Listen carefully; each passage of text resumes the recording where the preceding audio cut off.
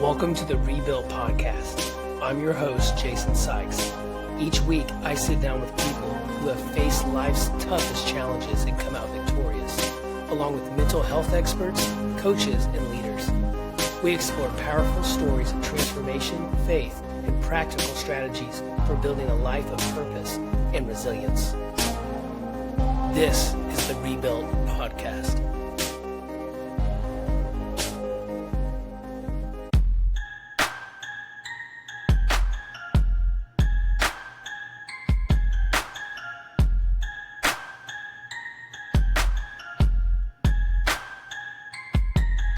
What's up, everybody? My name is Jason, and welcome to the Rebuilt Podcast. Today's show, I sat down with Gregg Swanson, and Gregg is a mindset coach and a life coach. He has 20 years of experience telling men and women how to better themselves through a growth mindset. We had an amazing conversation talking about everything from personal example to mentorship and practical ways on shifting your thinking. I'm really excited for you to listen to this, so let's go ahead and jump in. Hey, Gregg, thanks for being with us today. How are you doing? Jason, thank you so much. I am doing fantastic. I really appreciate you offering me this opportunity to be on your podcast. Well, hey, I'm honored for you to be here. You have some really good experience, and I think that the listeners are going to get a lot of good information from it. So to start off, people who don't know Gregg Swanson, who are you? Just tell us a little bit about yourself. Right. Well, I was born at a very early age, so Nice. I've kind of had two lives. I've had a corporate life, as we talked about, was in high-tech telecom sales, and that took me so far. And then there's this concept of illusion of success, and it's like, oh, there's something more. There's something missing for me. And that's when I started to go down a path of what else is for me. And now I've been coaching for 20 years and avid outdoor fitness, CrossFit, anything physical. I'm there because my belief is the physical trains the mental. That's true. So you coach physically and mental, is that right? I have training certificates, but I train individuals mentally. I will, if they want a workout, I'll design one and then hear all excuses on why they didn't get it done. And that's where the mental comes in. I like that. That's good. So what kind of coaching programs do you offer? My cornerstone, if you will, within any coaching that I do is around this concept of mental strength. And it's been a scientific researched personality trait for well over 30 years. And it's comprised of 4 C's: control, challenge, commitment, and confidence. And I won't go into the details of it, but that's where the focus is. Because whenever anybody who comes to me is having a challenge, achieving a certain goal or getting a promotion or doing something, it always comes back into mindset, right? The mind drives everything. Mm-hmm. And if we don't have this mental strength concept dialed in and know what, we're controlling what we can control, we kind of spin out of control. Yeah, that's true. And so I do more recently, I've been doing a lot of more burnout prevention, peak performance with executives, and also not dabbling in, but it always comes up about men, right? About men complain about women, women complain about men, and everybody, each one is the other one's fault. And in reality, somebody's just going to take ownership and put a line in the sand and say, hey, it's about me. Yeah, that's absolutely true. And, I think that if you work on yourself, whether you're a man or a woman, by bettering yourself, you're going to better the relationship for the other party. Right. If they stay with you for the ride, right? Some relationships, unfortunately, the person wants to grow and they feel guilty about growing and leaving the other person behind. But it's like trying to save somebody who's drowning, who's pulling you down. You just got to love them, let them go, and know they're on their best path. Yeah, that's a very interesting subject. I've actually gone through some of that in my past, where one of the party wants to grow and the other one is more complacent. What would you, if you were coaching somebody who is going through that, what would you tell them? Well, getting back to control from mental strength, right? We can only control what we can. We can't control other people. And that's Hmm. where frustration and annoyance and anger comes because we're trying to tell somebody what to do. We're trying to control them, maybe out of love, but it's still trying to control them. And when they say no, then we get angry. So focusing on oneself is, the internal part, which is very challenging because there's that guilt. Well, if I grow and they don't, what's going to happen? Are we going to still stay together? But if you hold yourself back, you're not going to be the best you can be to help other people. Yeah, that's absolutely right. And so So, so when those things come up, I just tell the person, as hard as it is, you have to control what you can control. And that is your actions, your thoughts, your behavior. Set the example for the other party, right? If you have somebody who's overeating, and you decide to eat more naturally or healthy, eventually they're going to see that. They're going to see that there's an imbalance. And depending on how long it takes, they will eventually go, hey, it's working for him or her. Let me give it a try. yeah, as humans, we get inspired by example, Right. and that's so good. I love it. What about people who let's talk more about individuals now. People who are not in a growth mindset, maybe they are complacent, maybe they're stalling, but they want something to change. They know that there's change, there's more inside them. They just don't know how to activate that. Where would you start from the beginning, per se? One of the first things that I work with clients on is elicit their values. Mm, A lot of times, and there's a free online value assessment, and there's no one right way to do it. But what I have found is if you ask a person their values, their ego gets involved and say, "Oh, I'm considerate, I'm kind, I'm generous, I'm this, and it's like, no, you're not living that. What you're living doesn't align with your values. So try to get to the values and then ask them, are you living every day aligned with these? And how do these values show up for you? Because our values kind of tell us what's important to us about life. And if somebody's value is, let's say, health and fitness, but they've been slacking, then there's a out of alignment. You're overweight, you're not working out, but you say this is important. Then we go, why is this important? How can this show up more in your life to demonstrate that it's important? So it's kind of where somebody's stuck. It's usually because they're out of alignment with their values. Once they get aligned with their values, there's like this, oh yeah, there's this aha moment that comes along. And then the unstuckness happens because of alignment. Yeah. So one thing I tell my clients is it's not just an action problem, it's an identity problem. It's who are you?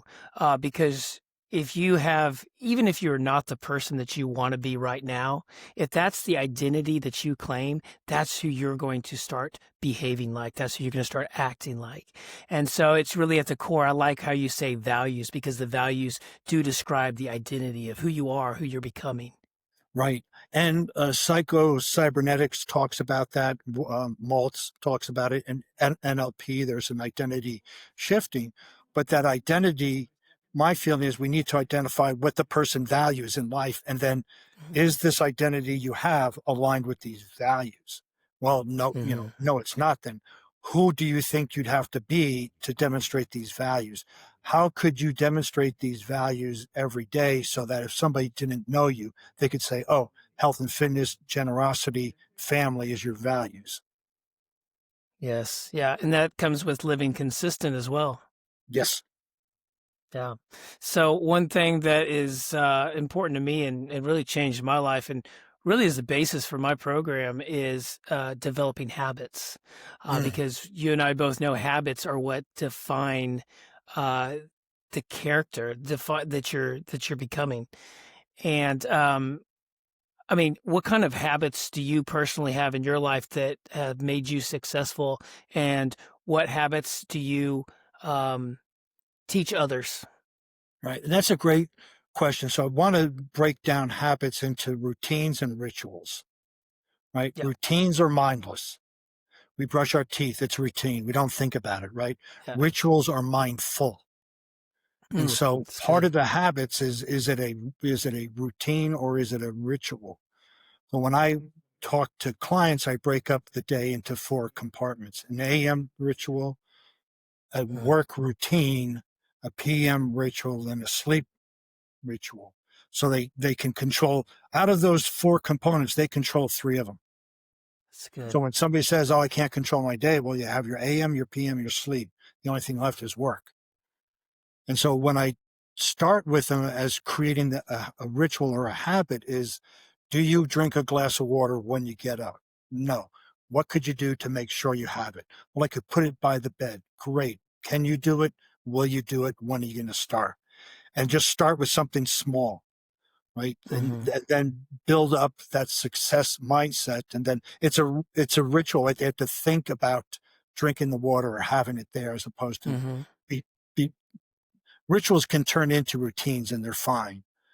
Hmm. But I look at in the AM and the PM, there should be a physical, mental, emotional, and spiritual component to each of those rituals, whether that's meditating, prayer, journaling, positive mindset. I work with developing it and then look at what's the minimum that they can commit to, right? So people haven't gone to the gym. Can you do a sun salutation? What is it? Well, I show it to them. Oh, yeah, I can do that. So just do one. It's 10 seconds, right? So then we build on it from there. But what I like to do is have them be mindful of it first. So it's a ritual, and then it will turn into a routine. Yeah, that's great. And visual cues is kind of how I refer to that. Some of that, as in daily affirmations. I Right. have a in my bathroom mirror.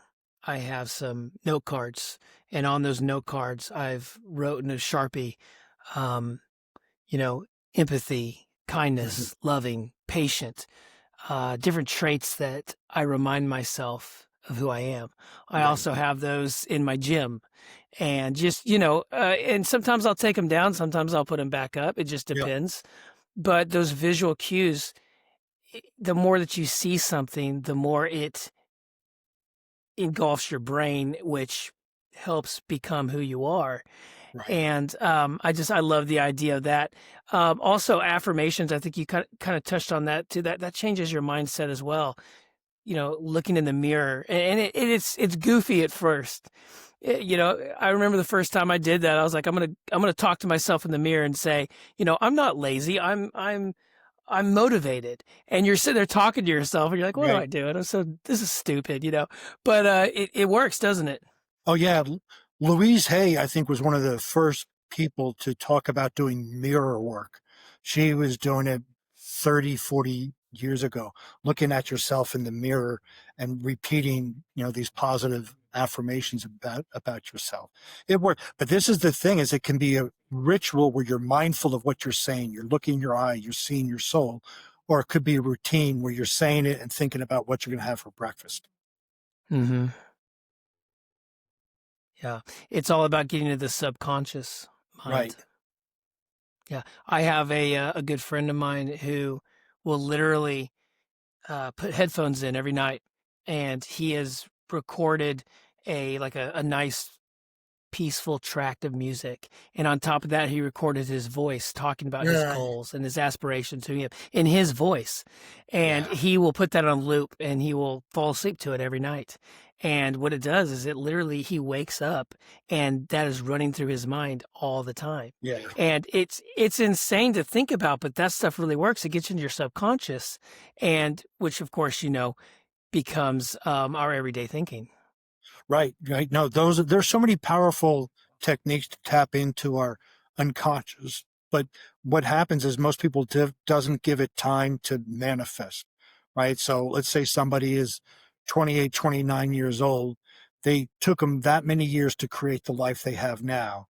And they think they're going to listen to affirmations for a week and change their life, right? It's not going to take 29 years, but we need to give it some reasonable amount of time and find the small changes that happen.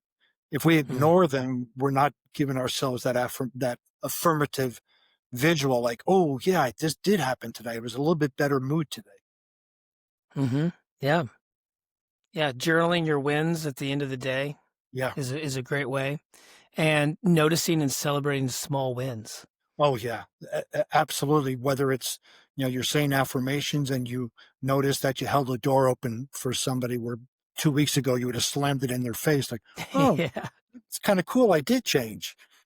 Yes.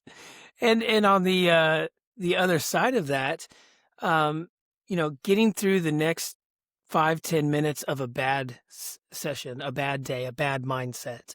Michael Jordan used to do that. He used to say when he was having an extremely stressful game, he wouldn't think about the final result of the game. He would think about the next 5 minutes. He's like, "What Right. can I do in the next 5 minutes?" And then at the end of that, he'd say, "Okay, I'm going to play 5 minutes longer." And it's just amazing how you can really trick your mind into thinking this big, huge project that you have or this big, huge goal that you have, breaking it down into smaller pieces, it is more manageable. Right. Right. And that's where a lot of folks just focus on the end result, but they Mhm. don't ask, how do I get to the end result? Well, by doing these things perfectly. Michael Jordan, he didn't focus on winning the game. It was just, how can I play the best game of my life? What technique can I use? What can I do? And that leads to another one, to another one. But a lot of people just focus on the end result and they don't care about their technique, if you will, or their process to get there. And they never get there because it's a sloppy process. Mhm. And you and I both know that sloppy processes tend to not always be permanent. Right. It's really easy to go in hot for a couple of weeks, to really be on fire, to really have the motivation. But then when you lose it, you didn't have the full consistency, the habits put in place, and then you go back to, it's like, well, why am I back to where I was? Well, you didn't correct the root problem. Right. Right. I call something like that also, everybody has their personal success formula, right? Everybody has their own values and drives. And so when we look at something that somebody achieved, then I help them break it down. What did you do? Well, I wrote it down. Then what did you do? I wrote the 5 steps down. Then what did you do? I took action. Then what did you, and go, that's your success formula for whatever you want. Follow that. That is yours, not mine, not anybody else's. That's yours. Yeah. So that's interesting. I guess what you're basically saying is not always because it worked for someone, for this person, it might not work for the person next to him in that way. Right. I mean, you look at NLP, there's a concept called modeling where you do what the other person does. But what Mhm. not talked about there is the person's background, their belief, their history, their childhood, where they came from. All of Mhm. that, it notifies the person's belief system. So they could say, this is what I did, but we need to go back in time and see where they came from, with the support or lack of, or their motivation, what happened. Then we get to that point. It's like watching somebody hit a home run. Oh, how'd you do it? Well, I just swing the bat. Oh, okay. I go swing the bat and it's not there. Well, didn't see all of the practices that it took. Yeah, that person swing that bat, 50,000 times the exact same way. Right. Right. It's like, well, I'm a person. I'm the same age. I should be able to hit a home run. And you get up there and you focus on the result as opposed to the process. Mhm. You and I both are really big into the Japanese culture. I remember us Yeah. talking about the samurai, and I love, the fact how the Japanese would practice their movements. The samurai were so disciplined to the exact moment things would happen, the exact fraction of an inch of the way they would practice drawing their sword 10,000 times a day. And it's because of that that they become the most disciplined and elite warriors on earth. Right. Right. And just to do a counter to that, Miyamoto Musashi Mhm. wouldn't practice first. He would strike and then adapt. Because Mhm. not that he didn't practice, he didn't put a schedule down. Like, okay, I'm going to do this many horse stances today. I'm going to do this. I'm going to do that. He would get the katana go, and then, oh, that didn't work. Let me adjust. But it was the discipline of doing that. And they, whether it was through a structured process where most of them go through, or these one-offs like Miyamoto Musashi, who did it unconventionally, it's still that discipline of adhering to a program. Yeah. Yeah. And speaking of program, I mean, they had Bushido, which you and I both know is, I mean, we use Bushido in many ways nowadays, and people don't even realize in the Western culture that, some of their disciplines actually came from the Japanese. Right. Um, what, I don't know how familiar you are with it, but what are some of your favorite practices from Bushido? Well, there's courage, right? Integrity, Hmm. respect, right? And those, I just had a call with a client talking about those today. It seems like, Yeah. oh yeah, I respect everybody. When the person cuts you off, do you still respect them? Well, Yeah. it's like, mm, you In the moment. you hold on to Bushido when it's convenient, and when it's not, you abandon it. And that's Hmm. what I was talking to this client about, a code of honor, right? We Mm, lack a that's code good. of honor these days. We can go Yeah. back and grab Bushido and grab some of the other ones, but every man should have their own code of honor they live by, getting back to That's Bushido. good. So, courage. Oh, yeah, I have courage. Well, did you go ask for a raise? No, I can't ask for a raise. Well, where's your courage? Yeah. Yeah, no, that's good. We've been talking a lot about how to make the man. Um, what is your thought on why we should make the man? I know in today we've had this talk a little bit about today's culture. Seems like men are lacking in courage and in respect and just who men are supposed to be. And I guess that's kind of, that could be an objective statement. But who are men supposed to be in today's culture, and why do you think that we have a lack of them?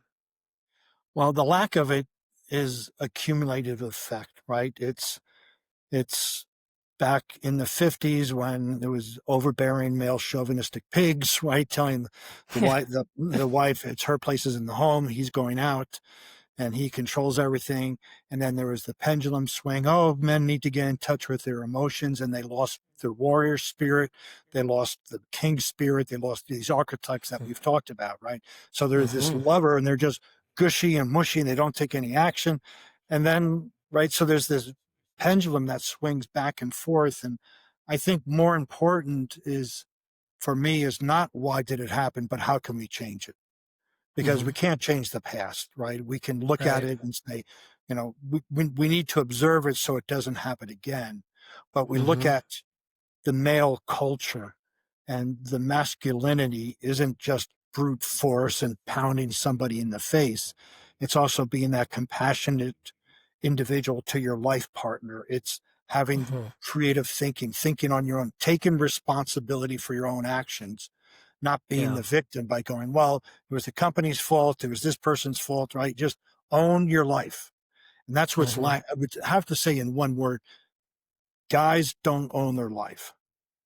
And I'm saying guys, not men, because in the book, Robert Moore, right, King, Warrior, Magician, Lover, talks about child psychology, boy psychology, and men psychology. Mhm. And there's a really great way to kind of see the tip of the iceberg. When you hear a guy talking about a female, if they use the word girl, they're coming from boy psychology, right? Mhm. Because 21-year-old is not a girl, 30-year-old is not a girl. Those are ladies or women. I'm sure you'll get a lot of feedback for that that comment, right? But it's understanding that we've talked about this, that king archetype, the vision for it, Yeah. to keeping the family safe, keeping people safe, the warrior archetype, taking actions to create something of lasting value, and that wizard having that creative process to think out of the box to when you're stuck with a solution. And then the lover archetype gives you that passion for life.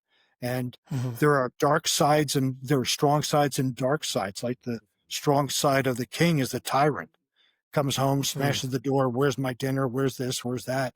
And the other one is comes home and sits on the couch and doesn't talk to the family. That's the weak king. mm, And so I think that there's this lack of role models, if you will, because yes. and there's not many there's no perfect male out there, but there are some that are closer to it than others.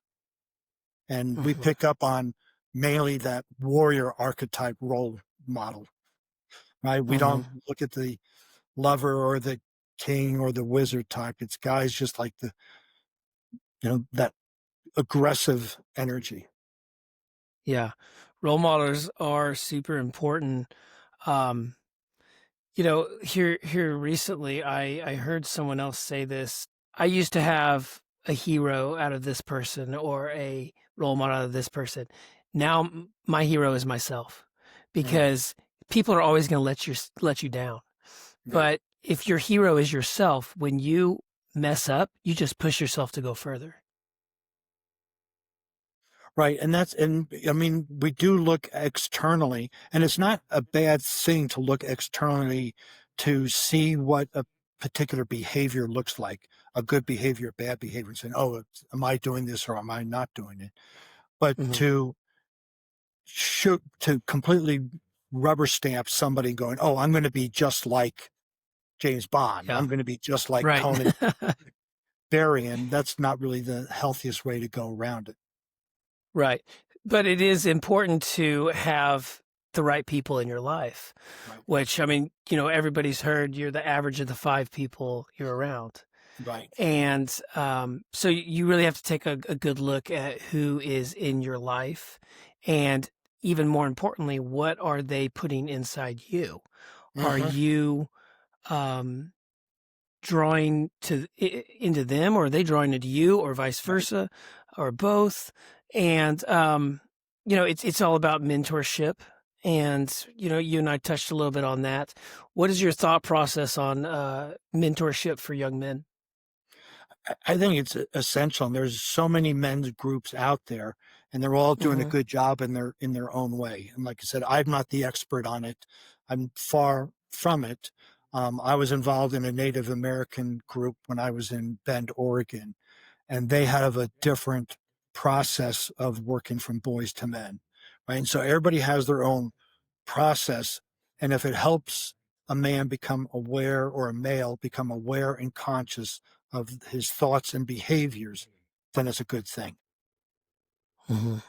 Yeah, And that's true. mentoring is important, right? It's really is. It's if the mentor has gone through his own metamorphosis from boy to man, understands it, and is able to convey that knowledge and the struggles that'll happen if a person doesn't change, but the struggles will still be there if you do change, but you'll have more resources to handle the struggles.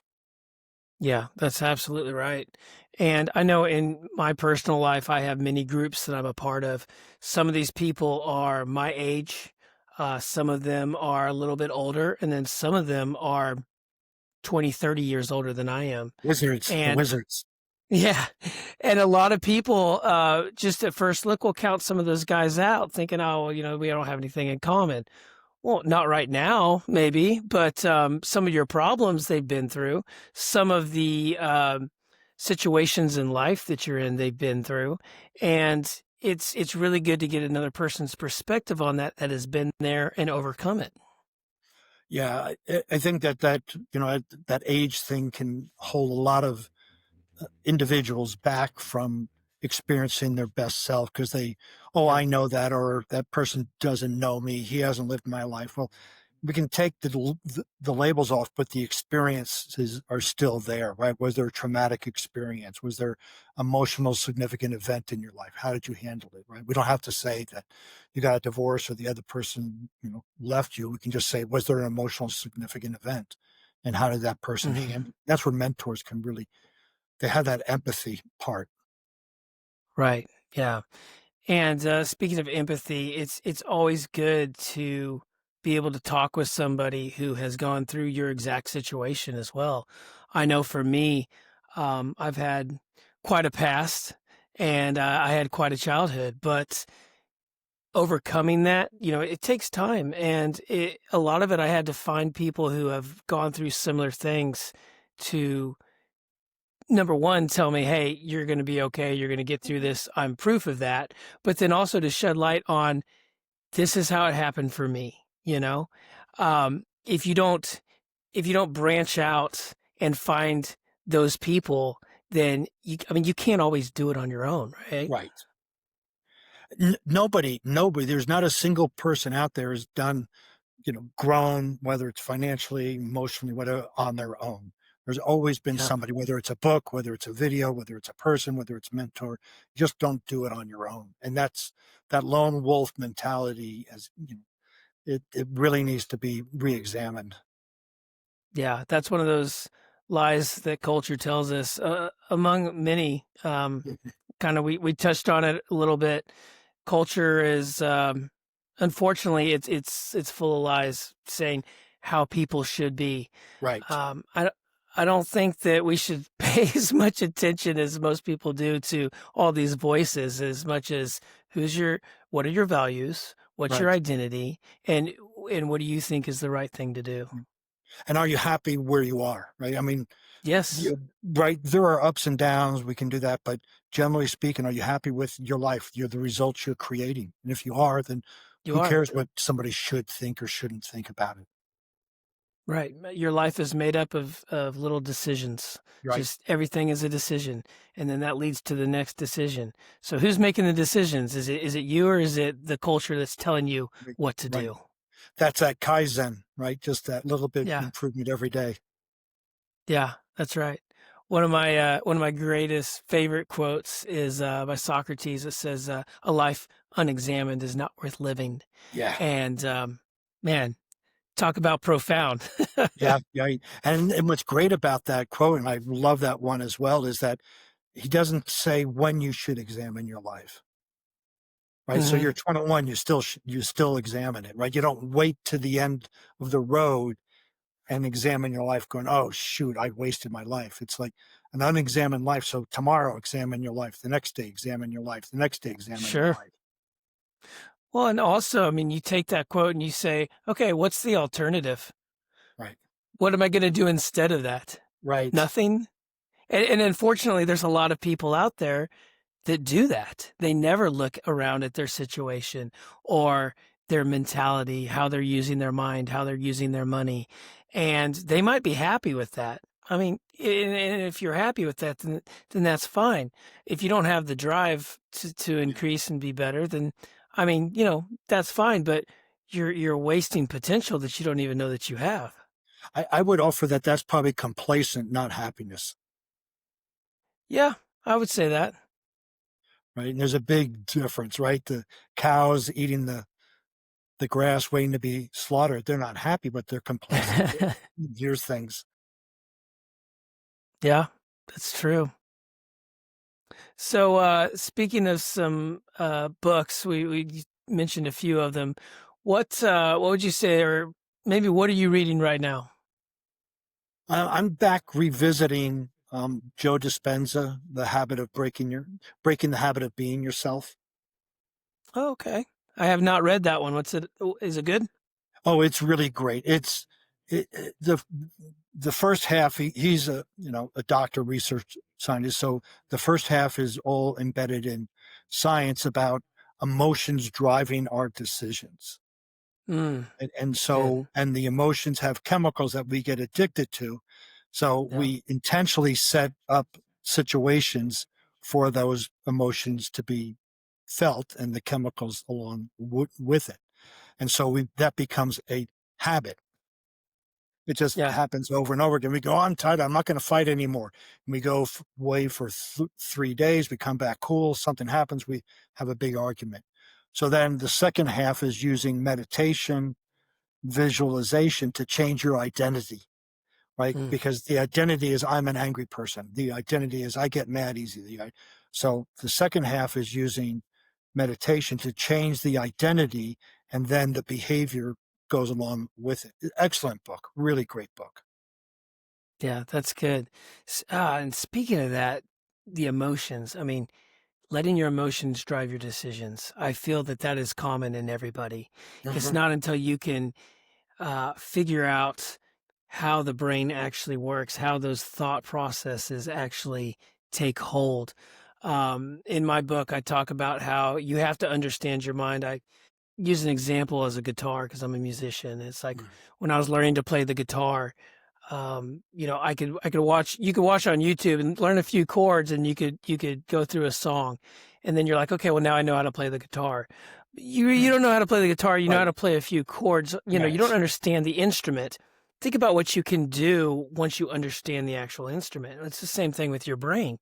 Once you understand how your brain functions, when a thought comes into your head, where it goes, the I'm not going to get technical, but the neural pathways Right. and the serotonin and dopamine and that drives the feelings.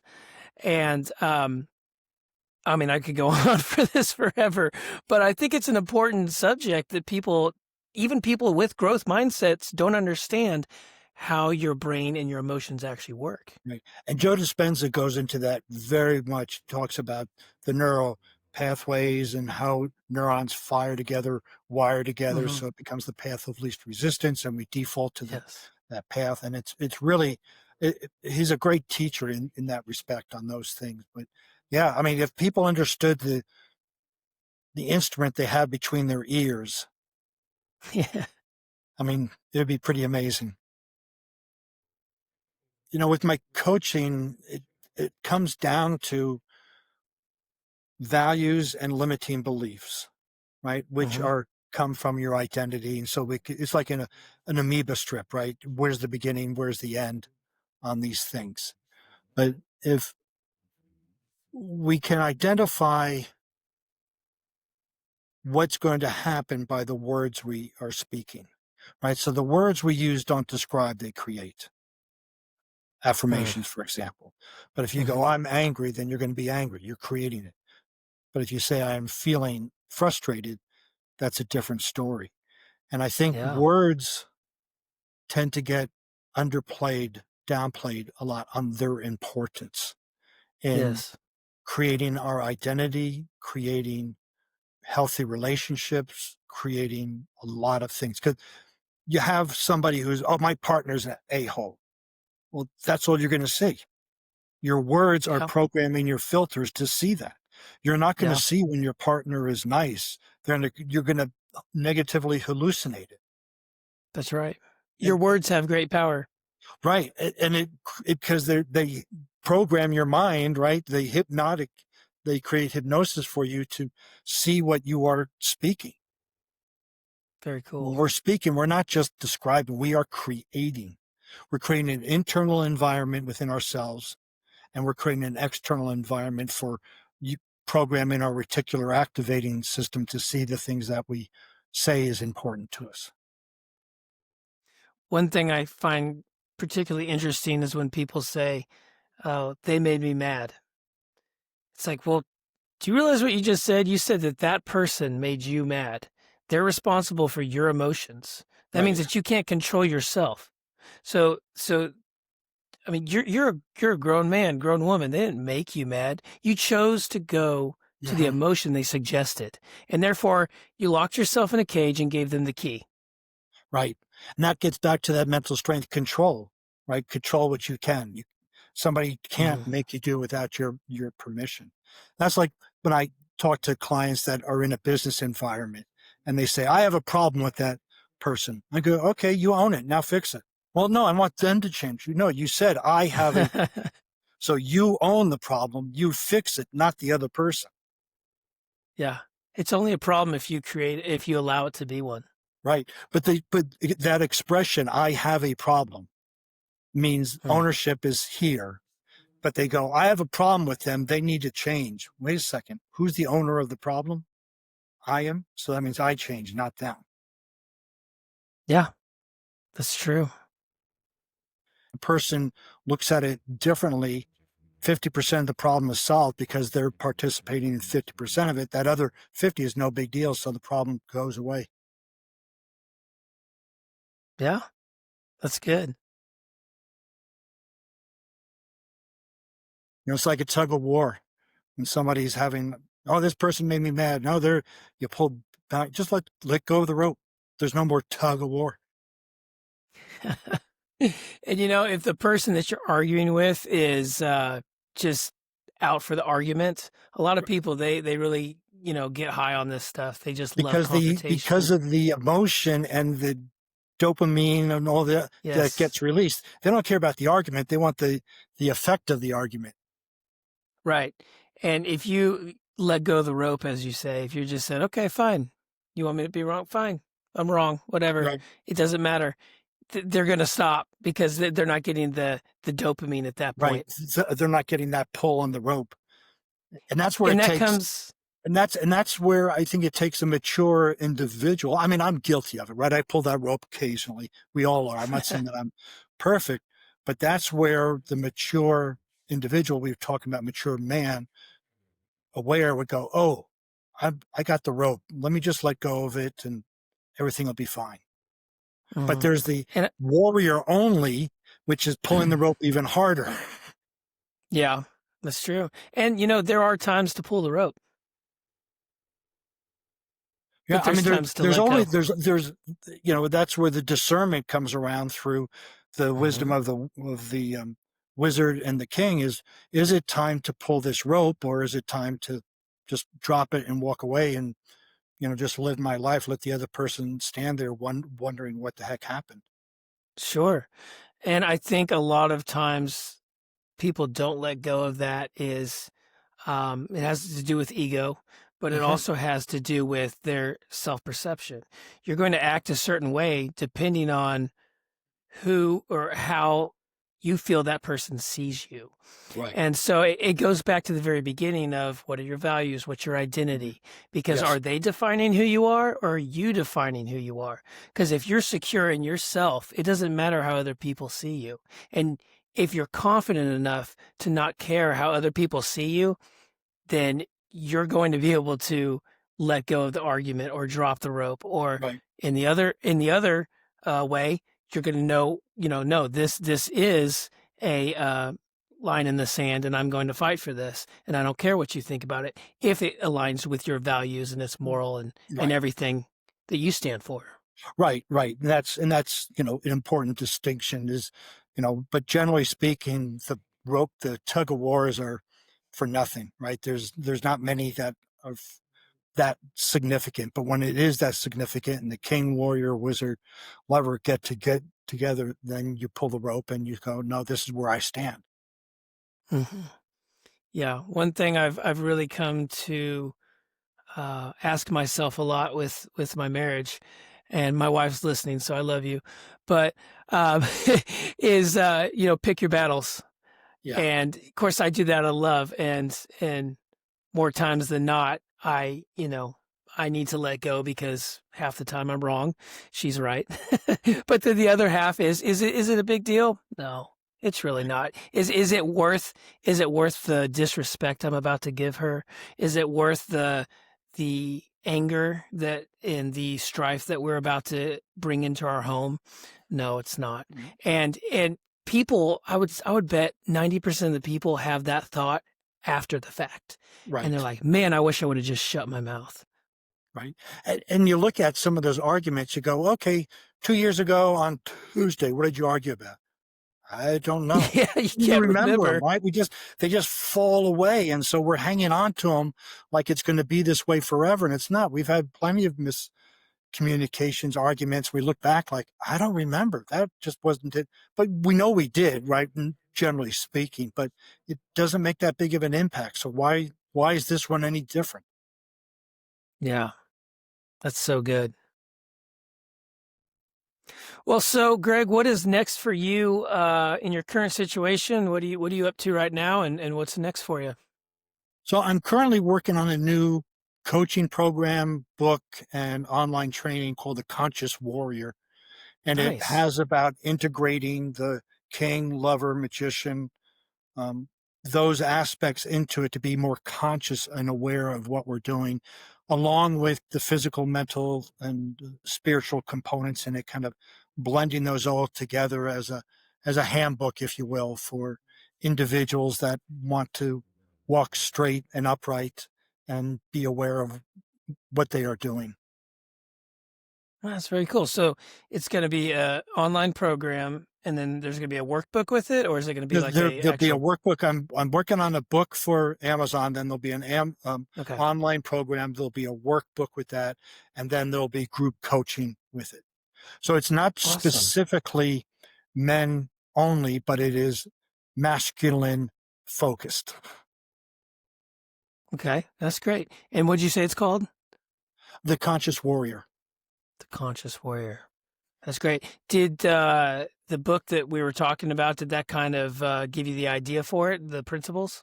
Yeah, there's a lot. Actually, one of them was the Conscious Leadership Group. Okay. Right, they're on. They're a great group that uses enneagrams and others to help leaders understand where they stand in their leadership ability, and I really like that. And then the Warrior King Lover book was very influential in it. And then A Man of Steel and Velvet was influence. David Data was influence in it, but there's a lot of influence in that, and then trying to make it a little bit unique, not for unique sake, but to, as I progressed through my adulthood, what worked for me. Sure, absolutely. Well, that's great. I'm excited for you on that. Thank If you. somebody wanted to reach out to you, maybe go through that new program or get in contact with you, where would they go? The best place, my website, and that's warriormindcoach.com. And the email would be coach@warriormindcoach.com. Thanks for asking for that. Yeah, and I'll put it in the show notes. I assume they can get a hold of you on Facebook as well.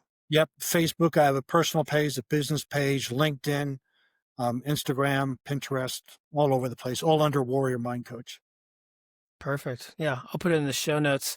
Is there anything that you would like to leave us with? I know we've talked about a lot of subjects, all good stuff, but what else would you like to say at the end here? One of my favorite sayings is every facet, every compartment of your mind needs to be programmed by you. And if you don't take your rightful responsibility and program your own mind, the world will do it for you. Yeah, that's good. That fits what we were talking about with the culture too. Yep. I love that. Awesome.